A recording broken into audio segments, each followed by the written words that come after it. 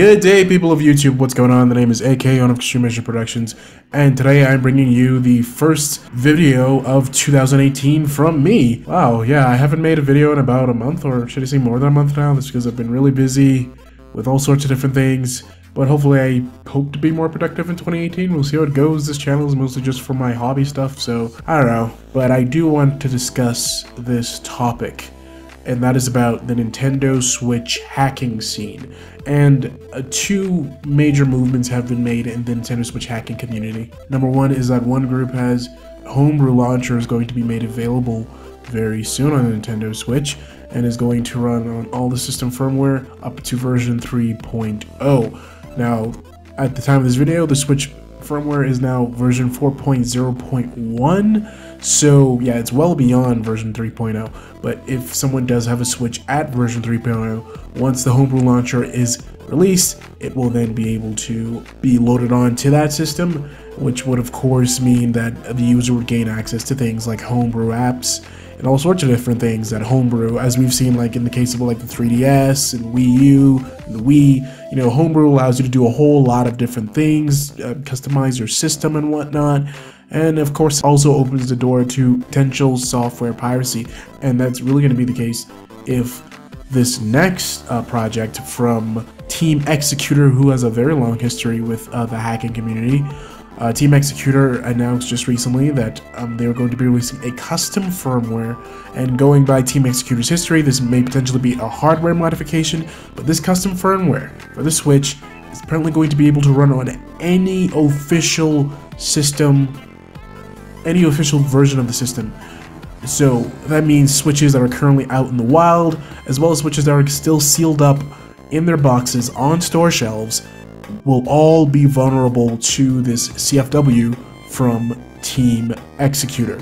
So with this Homebrew Launcher on the way to being launched, and with this custom firmware from Team-Xecuter, it does seem like the Switch is in the position where it is going to be cracked wide open, and hacking will be indeed a reality. Because for now, there's just been a lot of getting over the technical hurdles. They've been trying to find a way to breach it completely and open it up, and now it seems like they're finally be closing in and cracking it wide open. And once these projects are released to the public, that's it. Even more work is going to be done, and eventually the hacking would take over the Switch. And really, this only applies to the technical savvy people, because the average console user is not going to hack their system unless it's something that's very easy to do, like rooting an Android device or jailbreaking an iPhone. Unless it's something that's simple to do, usually with a program that can do it for you, then in most cases the average user is not going to do it. So even if the Switch is hacked, this is only going to apply to a very select amount of people. Really the ones, the technical savvy ones, and these are the ones who seem to be most happy about this news. But we all need to look at this in the big picture mode, okay? We need to look at the full scope of what this could mean for the Switch and for Nintendo. The Switch, at the time of this video, is just turned 10 months old. It's not even a full year old yet. So if the Switch is hacked, and in most cases, once a system is hacked, that even if it's not the intent of the hackers, as they constantly say, like it's not their intent, but it usually in most cases leads to software piracy, like I mentioned before. And if the Switch is hacked and software piracy becomes a reality on this system, this brand new, very young system, that is going to be detrimental to its future. It could possibly derail all the progress that it's made so far. Nintendo just announced recently that the Switch has become the fastest selling home console in all of US history. So it beat out the PS4, the PS2, and the Wii, the most successful systems of all time. The Switch beat them out in the US in terms of being the fastest selling system in this time frame, selling over 4.8 million units within the last 10 months. That is an achievement. And so if the Switch is hacked, it would derail all of this amazing progress that the system has been able to make. And it's been amazing that the system has come this far this quickly. Because remember, just last year, we got the Switch presentation in January. So the Switch wasn't even released at this time last year. And there was still so much doubt as to exactly how well the system would turn out, especially coming off the Wii U, which unfortunately did not turn out well for Nintendo. I love the system, but it did have a few very remarkable flaws that did lead to its early demise, and it definitely taught Nintendo quite a hard lesson. Nintendo's obviously learned their lesson. They've really come a long way with the Switch, and it would be terrible to see all of that progress just totally imploded because the system becomes vulnerable after being hacked. So for those of you who are happy about this, who are excited about this, like, honestly, you need to think about this. You need to think long and hard about this. Like, I wrote the report about Team-Xecuter's project on Nintendo Enthusiast, and a lot of the reactions I saw were very positive. People were saying, oh man, I can't wait to run emulators on my Switch. I can't wait to do all these cool stuff with my Switch.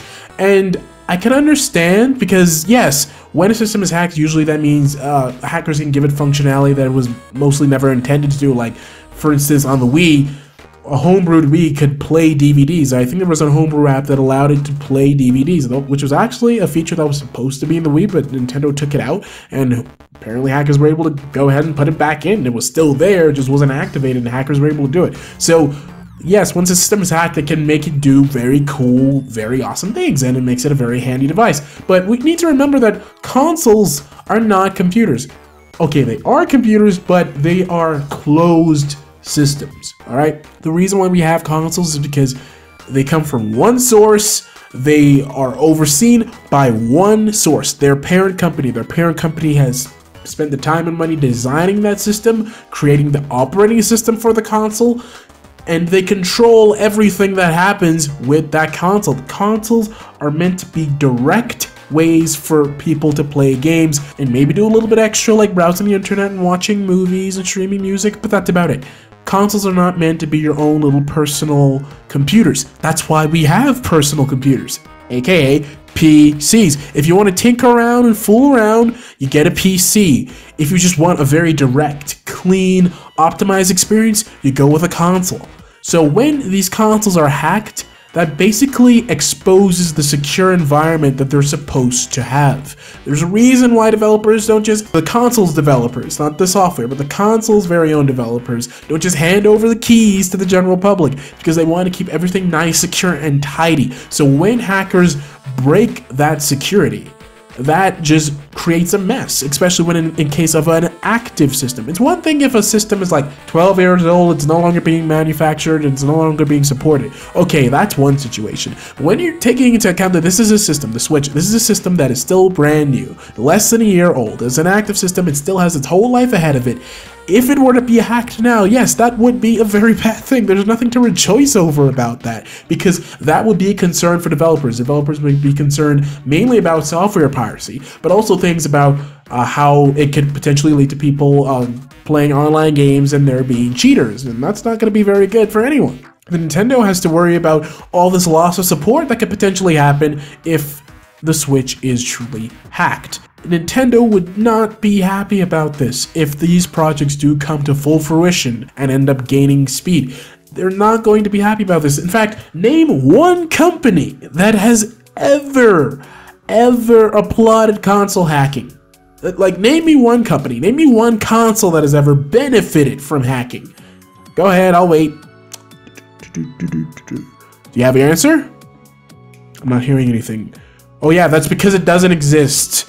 Trying not to be, kind of, passive aggressive, but honestly, it's like, people are so selfish. Like, the people who are applauding this, you guys are being selfish. Like, I have to be blunt. You're being selfish. You're only thinking about what you can do. Like, oh, I can be able to do all sorts of cool things with my Switch if it gets hacked. Yeah, sure, okay, fine. But the bigger picture, like I've been repeating throughout this video, you need to think about the bigger picture. If the Switch is hacked, that leaves the whole system vulnerable. That can lead to loss of support. Loss of support leads to lost hardware sales, and loss of hardware sales leads to the console coming to its demise. And do we want that?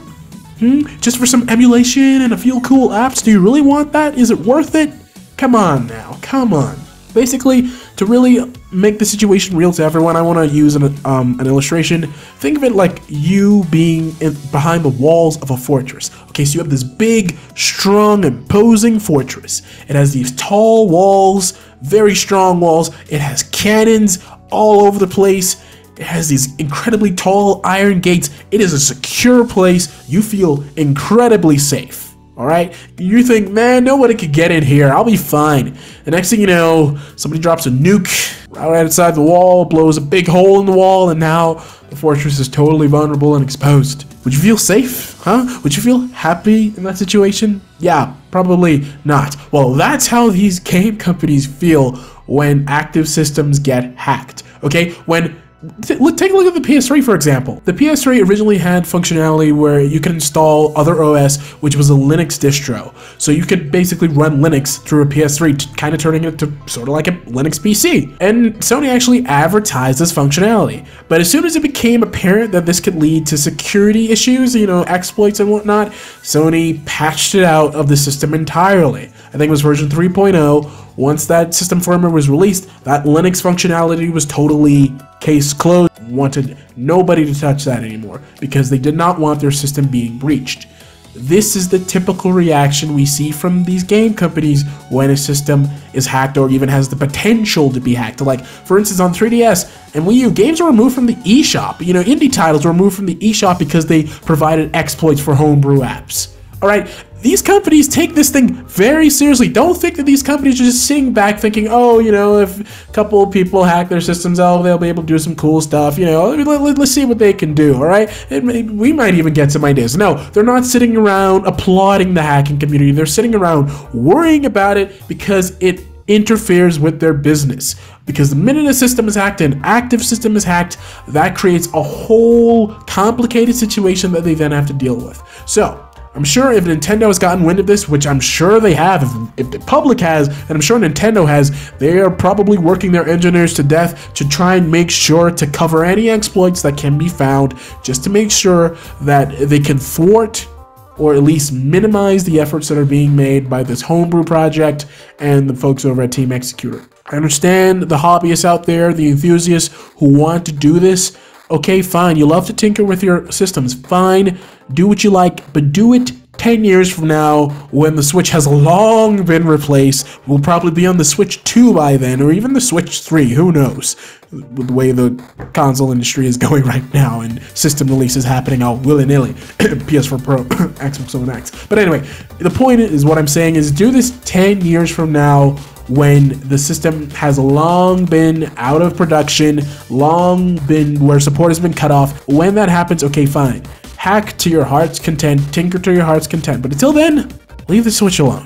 Let it run its course, and after it's done, you can mess with it. This is eXtremeAzure signing off, and I hope you enjoyed the video.